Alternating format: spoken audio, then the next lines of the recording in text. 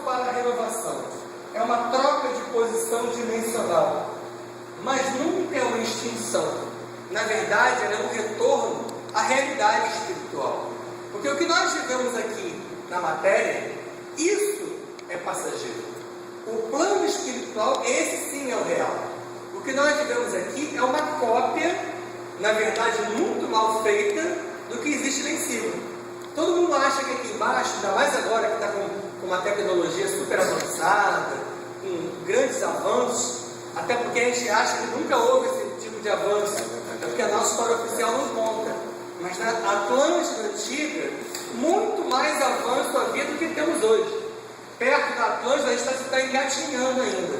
Mas digamos que dentro da média da humanidade, estamos num patamar tecnológico razoável.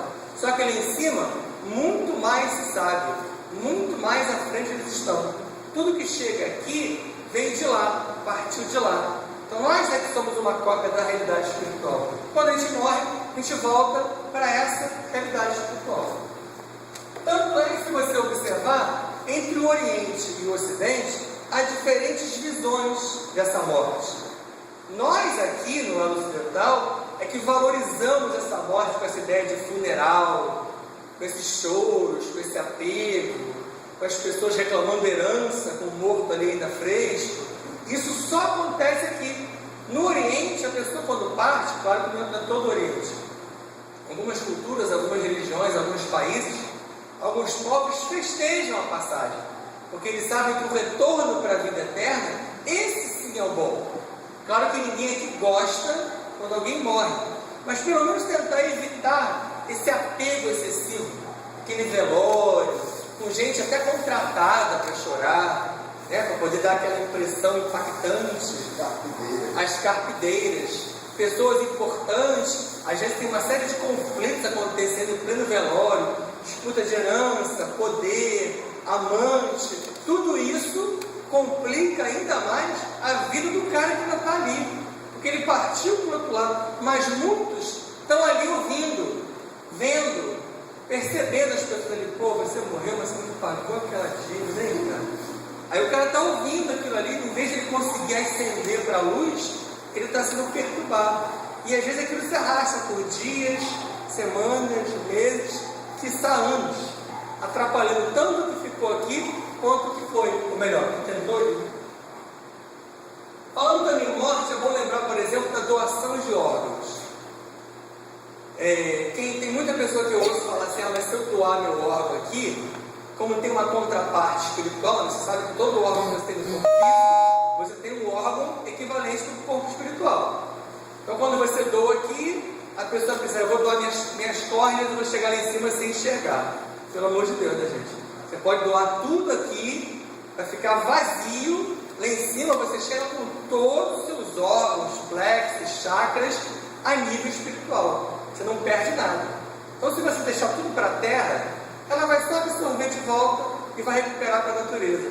Podendo doar, havendo essa possibilidade, hoje em dia tem que deixar essa doação antes, para não ter aquele problema de em cima da hora alguém barreirar, dizer que não quer, que não pode. Mas quase tudo nosso serve para alguma coisa.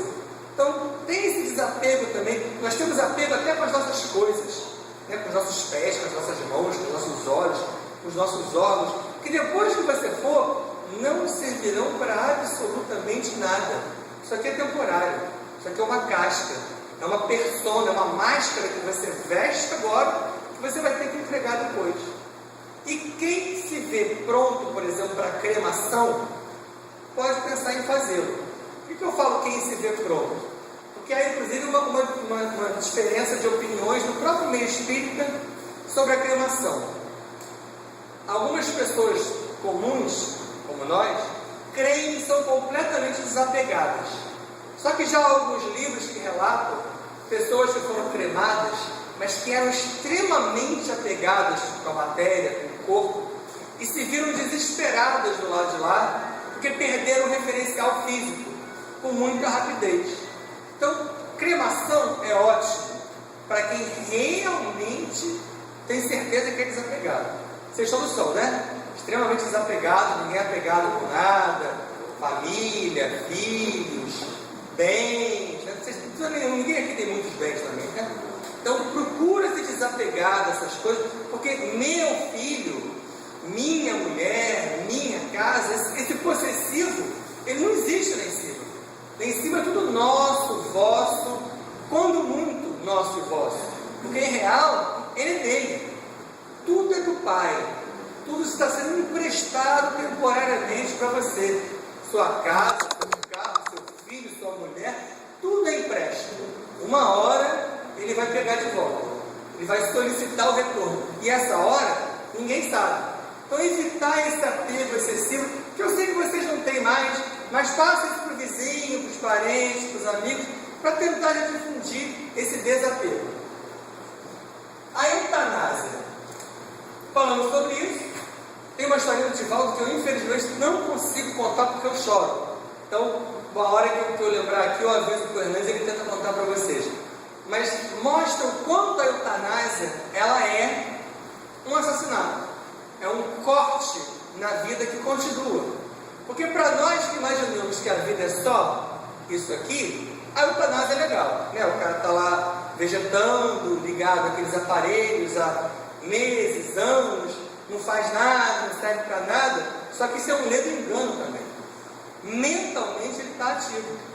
O espírito dele pode estar ascendendo, crescendo, estudando, indo a vários lugares. Tanto que várias pessoas que ficam durante muito tempo em coma, quando voltam dizendo que foram a certos lugares, que vão mudar a vida. Não só aquela história do túnel de luz. Eu não fico esperando esse túnel de luz para todo mundo não, tá? Isso aí é para alguns. Alguns verão o túnel de luz, alguns não verão nada. Alguns verão parentes e amigos e anjos, alguns não verão nada. Então não cria essa trajetória de que tem que ser assim. A passagem é pessoal. Cada um de nós vai ter a sua, proporcional ao que fez, ao como agiu, aos vícios que teve, ao que comeu, ao que bebeu, ao que fumou, etc. E vocês sabem o que mais. Então, o que nós fomos e deixamos de ser aqui é responsável também pela sua passagem. Mas cortar a vida, quem é que dá a vida? Só. Tem alguém que dá a vida além dele? Então, quem é que pode cortar ela?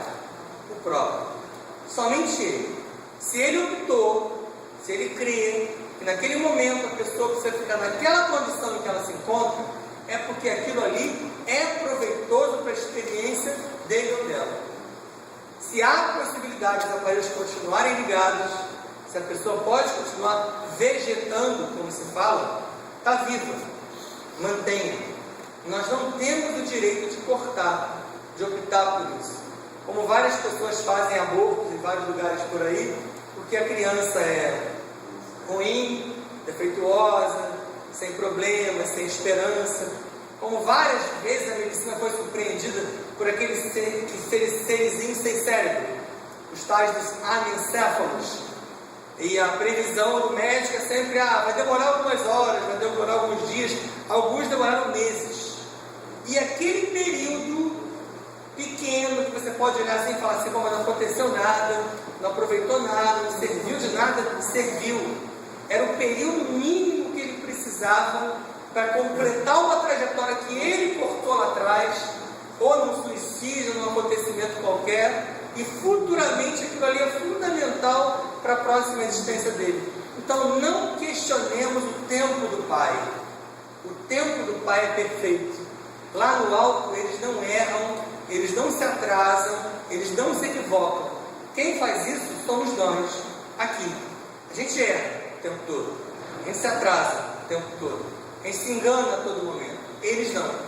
Então, os abortos e as eutanásias são completamente condenáveis pela lei superior. Agora, cada um age segundo as suas opiniões. Você pode fazer tudo isso? Pode. Porque você, acima de tudo, tem uma outra coisa chamada livre-arbítrio. E esse livre-arbítrio te permite fazer. Só que colhemos aquilo que plantamos. A cada um será dado segundo as suas obras. O temor da morte, ele é bem parte explicado pelo quê? Por uma coisa que nós temos que é o instinto de sobrevivência. Então é normal você temer a morte. É normal você não querer morrer. Ninguém quer que você saia daqui hoje desejando, caramba, eu quero morrer. Não é isso. Você está vivo. Você está vivo agora, você tem muita coisa para fazer. O quanto é esse muito, ninguém sabe. Se esse muito é até amanhã, até ano que vem, mais 10 anos, mais 50, ou sabe-se lá o que, não importa. Mas é explicado esse temor da morte pelo instinto de sobrevivência. Só que, com o estudo, com o conhecimento, com o aprofundamento desses ensinos, você vai perdendo esse medo.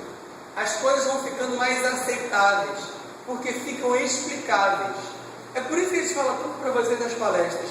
Não acredita no que eu falo. Duvida. Por quê? Parece contraditório, né? Mas vai te levar a pesquisar, vai te levar a buscar. Às vezes a gente cita os livros aqui, de onde a gente tira alguma informação, para ver se vocês vão lá para verificar.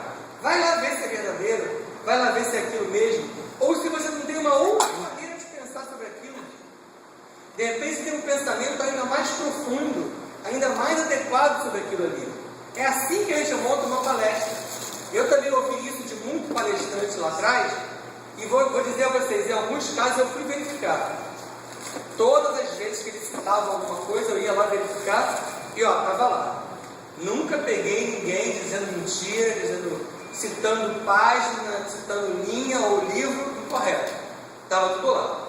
Mas aí, ao pegar aquele livro, eu passava a ter a minha visão, a minha opinião. Aquela informação passava pelo crivo da minha razão. E aí eu podia julgar uma coisa segundo o que eu acreditava. É isso que eles falam para vocês.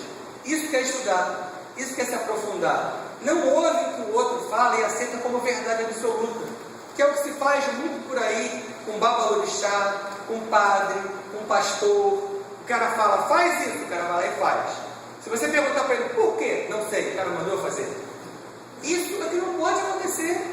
Mas isso, a gente não é só da igreja evangélica não, tá? Quando se pensa assim, você se lembra logo do evangelho. Mas no meio espírita mesmo, tem muito babalorixá que manda fazer, o cara vai lá e faz. Depois você pergunta assim, você fez isso por quê? Porque ele mandou. Então eu não sei por que eu estou fazendo. Eu não entendo a lógica daquilo. Eu explico para vocês tanto isso. Nenhum guia dá ordem para vocês, nenhum guia induz você. O guia te sugere, te aconselha. Agora você faz, se você quiser. Nunca siga algo que alguém falou para você fazer, porque tem que ser assim. Porque não há só um caminho, há vários caminhos. Nós traçamos lá em cima uma tal de carta de vida, lembra? Mas a gente obedece ela à risca? Nunca. Nós, humanidade, na média, obedecemos quase nada. E a gente muda ela o tempo todo e continua vivo. Porque você vai se adaptando. Você encontra várias possibilidades de caminho para o mesmo objetivo. Isso faz parte do plano também. Então, quando você for a algum lugar, seja padre, são maravilhosos, sejam pastores, há alguns maravilhosos, sejam babalorixás, há alguns maravilhosos. Em toda religião há.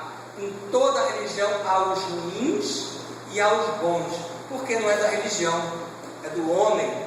A culpa é do ser humano. Como no meio espírita, a culpa é do médium. Muitos erros que acontecem nas casas espíritas, inclusive nas nossas, são erros nossos. É como eu falo para vocês aqui, quando alguém vem depois falar para mim, pô, adorei a palestra, então ótimo, então não foi eu que fiz, foram eles. Porque se foi bom, não foi mérito meu, foi mérito deles. Agora, se for ruim, foi eu que dei. Porque aí o erro é meu. Eu não estudei, eu não me aprofundei, eu não me preparei previamente para fazer isso aqui. Então admitam isso. Nós não temos por que ter orgulho de nada. Nós não temos por que nos vangloriar de nada. Infelizmente, ainda não somos quase nada. Errados são aqueles que creem que já são muito poderosos. E infelizmente a religião leva a isso. A religião leva ao poder. O cara começa a se achar um pouco acima dos outros. Esse espaldar, esse patamar aqui acima, é só para eu ver todos vocês. Não significa que eu estou acima de ninguém. Em muitos casos, o palestrante está muito mais abaixo. Porque tudo aquilo que ele fala primeiro para quem? Para ele mesmo. E às vezes é duro ouvir aquilo que eu falo se eu não faço, se eu não coloco aquilo em prática, se eu nem penso naquela mudança. Então isso é importante. Continuando. Como eu já falei para vocês, o sono é uma pequena morte diária. E grande parte daquelas lembranças que nós temos dos sonos são lembranças vindas dessa viagem que você faz. Toda noite você sai do corpo, tá? Aí você vai pensar assim, mas eu não lembro, eu não sonho. Eu já ouvi gente falar isso, eu não sonho. A gente sonha toda noite, é que a gente não lembra da maioria delas. Nem sempre é uma viagem astral. Tem gente que tem essa mania, todo dia o cara viaja. Todo dia ele vai para uma paisagem maravilhosa, ele encontra com um arcanjo, começa a duvidar. Se ele não é Chico Xavier, se ele não é Gandhi, se ele não é Divaldo, se ele não é um desses seres, desse patamar de cima, população comum que toda hora viaja, está viajando. Em geral, nós, seres medianamente evoluídos, vamos a vários lugares. Alguns são bons, sim, mas nem sempre. Senão a gente não está encarnando aqui. Você tem uma série de coisas para cumprir. Por isso que a gente lembra tanto para vocês, uma das horas mais importantes, se não for a mais importante, para orar, para rezar, todas elas são importantes. Mas na hora de dormir, pelo amor de Deus, não abandona o teu corpo naquela cama. Ou seja lá onde for. Sofá, chão, colchonete, não se larga ali. Porque você não está sozinho. Na hora que você dorme, quem dorme é o corpo. O corpo sempre dorme. Alguns de nós não dormem, né? Capota, apaga, desmonta. Pode ser, mas se você antes se preparar espiritualmente para o que o seu espírito vai fazer, beleza, deixa o corpo dormindo, que ele está protegido. Eu sempre oriento vocês, a oração ideal antes de dormir é primeiro que peça aos guardiões responsáveis por essa função, proteger o seu corpo, para que seres de fora não venham ali para trabalhar em cima do seu corpo físico, que isso acontece. E depois de proteger o seu corpo, peça que o seu espírito possa ir acompanhado do seu mentor, do seu guia, de quem você quiser chamar, pode se achar o santo que for, que você possa ir fazer o quê? Coisas boas. Não especificam uma coisa, porque são eles que sabem o que você vai fazer. Você pode assistir uma palestra, você pode dar uma palestra, você pode estudar, você pode ir para uma casa de caridade, você pode ir para um hospital no astral trabalhar, você pode fazer N coisas, você pode ficar até ali em volta do seu ambiente, fazendo alguma coisa com alguém, mas para o lado bom. Por isso que às vezes a gente volta da noite muito cansado, às vezes trabalhou demais, ou às vezes volta super relaxado. De repente eu estou encontrando com uma energia super positiva, super revivificante, que trouxe você coisas boas. Então a gente vai a vários lugares, mas olha, peça para ser acompanhado, porque se você não faz isso, vem uma rapaziada um tanto quanto estranha, que é ligada a você mesmo, por culpa nossa. Vocês acham só que a gente tem amiguinho, né? No passado a gente só fez coisa boa, então uma série de comparsas ligados a nós, com pactos e coisas do passado, que vem, se aproxima da gente e leva a gente para outros lugares. Com a morte do corpo, o que morre na verdade é a personalidade. Essa máscara, essa caixa que você ocupa agora, essa casca baixa, pequena, feia, bonita, negra, branca, isso é uma casca. Isso morre com a morte. O que permanece? A sua individualidade. Isso não muda. Isso é seu. Isso não morre. Isso melhora. Mas você permanece com uma estrutura mínima. Esse é você. Bons hábitos, boas atitudes, pensamentos elevados, alimentação equilibrada, tudo aquilo que a gente faz, né? Só coisa legal, bonita e boa. Isso às vezes prolonga a sua estadia carnal. Não vai ninguém começar a fazer o bem porque quer esticar a estadia não, tá? Você só tem a sua estadia carnal prolongada quando você vale a pena. Quando vale a pena você ficar um pouquinho mais. Sabe aí um exemplo que valeu a pena ficar? Chico Xavier. Ele teve a sua moratória, teve um tempo dado a ele por 5 vezes. Ele ia partir, fica um pouquinho mais. Ia partir, Na quinta, ele pediu para ficar os guias falando para ele: poxa, Chico, olha só, sem condições. Seu corpo não aguenta mais um beijo que você cai. Então agora acabou o seu limite. Mas porque aquele ser ali, valia ou não valia a pena? Só a energia que ele emanava, só isso já bastava. Era uma aura de luz que tocava você ao longe. Então esses seres valem a pena. Da mesma maneira que aquelas coisas que a gente não faz mais, vícios, baixas vibrações, mais atitudes, péssimos hábitos, isso encurta a sua estadia. Isso faz com que você tenha uma cota de vida, por exemplo, para 89 anos, aí você morre inexplicavelmente aos 80. 9 anos antes. Suicídio indireto, como André Luiz. Porque a maioria de nós acha que suicídio é aquele beber um veneno, dar um tiro na cabeça, cortar os pulsos. Isso é um clássico, né? Esse é o suicídio direto. Mas aquele de nós que vai encurtando a existência, seja pelo que for, come, bebe, fuma, você está desgastando o seu equipo físico, está encurtando a sua existência. Isso a maioria de nós faz, tá, gente? Não se iluda, porque alguns de nós encurtam a existência em anos. Alguns encurtam em meses, alguns encurtam em semanas, mas alguma bobagemzinha a gente fez que vai encurtar essa criança. Ou, se você mudou a tempo, você consegue se reprolongar.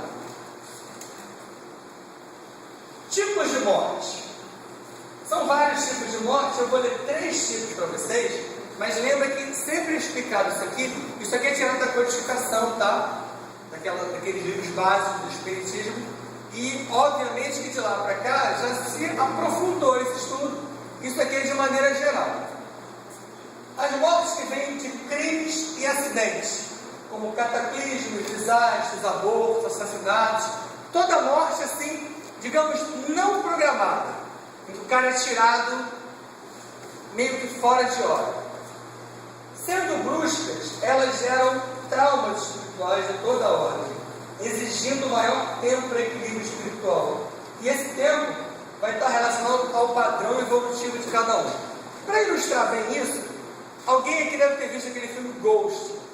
Foi lá atrás, foi há muito tempo, mas ali mostra um pouquinho, de maneira bem rudimentar, porque eles estavam começando essa brincadeira de mostrar o outro lado. Hoje em dia se faz bem melhor, essa mostragem do outro lado. O filme Nosso Lar mostrou isso. Mas por melhor que se faça, não se aproxima da realidade. Então lá atrás nesse filme Ghost se mostrou um cara, digamos, bom e um cara ruim. Como a passagem ela é diferente. Do lado de lá, quando você é retirado de repente do corpo, num acidente, numa morte, num assassinato, numa tragédia, seja esse fenômeno natural ou não, o corpo sai mais, o espírito sai mais rápido, porque o desligamento ele é brusco. Então a pessoa em geral chega do lado de lá mais assustada. Mas é claro que isso vai ser proporcional ao quê? À evolução de cada um. Imagina se Chico Xavier fosse atropelado, ele ia levantar do lado de lá e falar: opa, fui. Porque para ele é muito mais claro aquilo ali. Meu corpo foi, eu fui, vou embora. Para alguns de nós, aquele desespero, por isso a história do apego. Quanto menos apegado você é, mais pronto para partir você está. Porque em geral, a gente quando é pego numa situação como essa, você quer fazer o quê? Minha conta bancária, meu carro, minha casa, minha família. É uma preocupação normal, é uma preocupação natural. Mas tenta se desapegar. Uma vez que você partiu, nesse momento inicial, nada poderá ser feito de imediato. Você precisa passar por uma pequena recuperação, que para alguns é mais curto, para outros é mais longo. Então, até para morrer, é bom viver bem. Quanto mais você estuda, melhor você vai morrer. Você vai estar mais pronto para essa passagem, com mais aceitação, com mais entendimento do que você vai encontrar do lado de lá. É muito triste quando a gente vê aqui na Transobsessão quantas pessoas passaram por lá de lá e estavam esperando aquelas verdades trazidas por várias religiões. Vários esperam os anjos, os padres, como infelizmente o lado islâmico e judaico cria-se aquela ideia de que o homem-bomba, uma vez destruindo aquilo tudo, ele vai encontrar aquele céu com aquelas 7 virgens. Ele chega lá, não encontra nenhuma virgem no céu, aí fica desesperado. Então, não acredita em tudo. Procura ver como é que é. Vai vendo que tipo de informação que há por aí que ilustra bem isso. Nós temos alguns livros, aliás, vários que falam sobre isso. Tem um livro da Patrícia, que é o tal de Violeta da Janela. É um livro bem básico, bem água com açúcar, mas que relata essa passagem. Os livros do início da Zíbia Gasparetto, vários que traçam esse tipo de informação. Como vários do André Luiz, trazidos pelo Chico Xavier. Alguns têm sequência de histórias em sequência que relatam essa passagem, a morte, o outro lado, como é que se chega do lado de lá.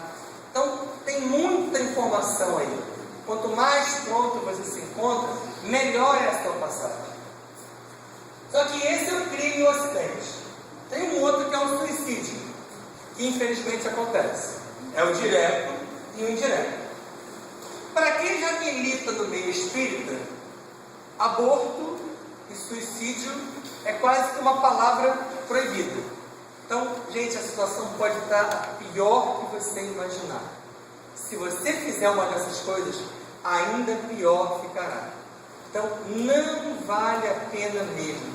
Quantas cartas deixadas por suicidas, quantas declarações mostram isso? Que ele queria acabar com a vida porque era o fim, vou melhorar tudo. E outros livros mostram eles do lado de lá, mostrando, relatando como foi pior, como a situação ficou ainda mais assustadora. Aí que ele teve contato em verdade com a realidade espiritual. Não teve um que disse, olha, me matei, foi uma beleza. Não tem. Você não tem como cortar o plano do Pai e se dar bem. Então, suicidou-se, vai encontrar do lado de lá, vai se ver naqueles lugares adequados para eles. Tem o tal famoso Vale dos Suicidas, que é só uma parte do umbral, é uma sub-área, uma região desse pedaço que não é assim tão agradável, que já foi mostrado por filmes, por novelas, relatado em livros, e que é mais ou menos aquilo que você vai encontrar lá. É bem pior, porque a novela e o livro e o filme não conseguiu mostrar com as cores, os cheiros, os gostos e as sensações reais que a pessoa passa. Tem um clássico, Memórias dos Suicidas. Memórias dos Suicidas é um dos livros que relatam isso. E mostra em detalhes que a pessoa fica do lado de lá, ela se sente quase que viva ainda pelo período que faltava para ela viver. Só que, infelizmente, ela fica sentindo o corpo dela se decompondo. Ela fica revivendo o ato do suicídio. Ela sente as dores. Então, é legal isso? Será que vale a pena mesmo? Está ruim aqui? Pior do lado de lá, se você antecipar.